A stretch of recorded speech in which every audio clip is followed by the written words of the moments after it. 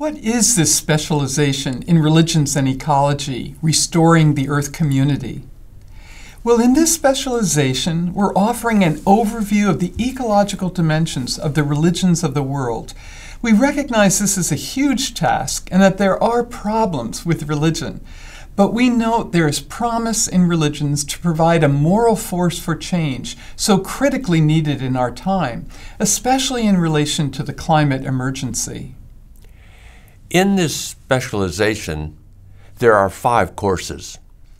These are free to audit, and each features key leaders and scholars throughout the world who engage these important topics: Introduction to Religion and Ecology, Indigenous Religions and Ecology, Western Religions and Ecology, South Asian Religions and Ecology, East Asian Religions and Ecology.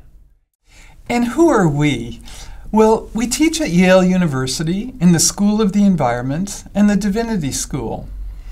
I specialize in Asian religions, especially Confucianism, and together we have founded the Forum on Religion and Ecology here at Yale.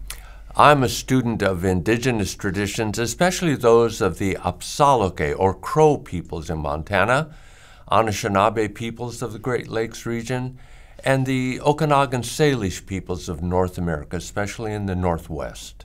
You may ask, why are we doing these courses?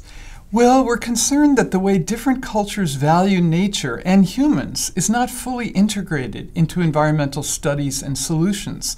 What is moving forward, however, is environmental ethics and social justice coming together as eco-justice.